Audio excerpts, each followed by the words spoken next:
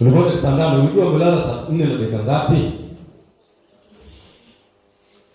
Ilipofika ile muda wa kuamka, ulisema sasa ngoja niamke sasa. Nani alisema sasa mimi naamka? Kwa nini usimwamini huyo mtu?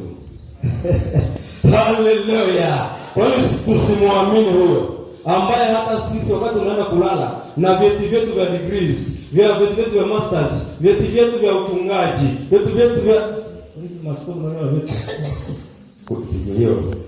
Hiyo sijui. Haleluya.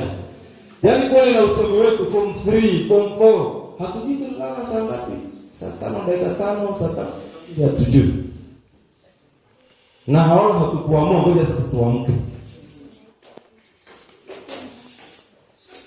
Nani aliyekufanya hivi? Haleluya. Tumwamini huyo. Amen.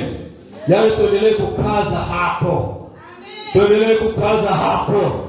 Mwambie mwenzako kaza hapo. Wewe nikwambia hata kama haya mafundisho unajua kabisa, kuna mtu ambaye ni kwake leo. Haleluya. Kuna wimbaji fulani mahali siku za nyuma sana. Hizo nyimbo tutakuwa tunazifahamu labda na mashirima, sijui labda. Sema hatua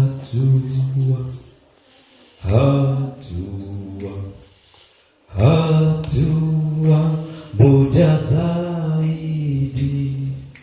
Yesu nipe hatua moja zaidi. Sasa hapo anasema Yesu nipe hatua.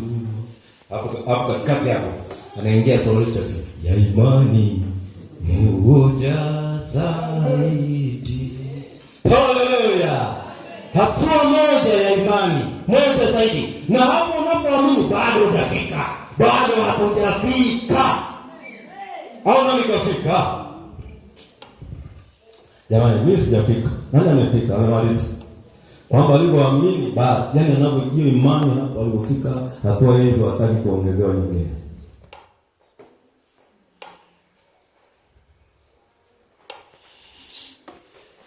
Amen. Tunahitaji tuongeze hatua moja zaidi. Amen. Haleluya. Tuwe Mathayo 7:8.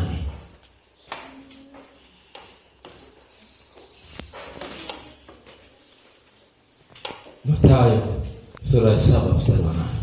Mathayo sura ya 7:8. Neno Mungu nasema, kwa maana kila aombaye hupokea, naye atafutaye huona, naye abishaye atafunguliwa. Amina. Rudia tena. Kwa maana kila aombaye hupokea, naye atafutaye huona, naye abishaye atafunguliwa. Amen. Hilo neno la nani? Neno la Mungu. Kila aombaye. Mwambie mwenzako kila aombaye. Mwangalie kabisa, mwambie kila aombaye atapewa.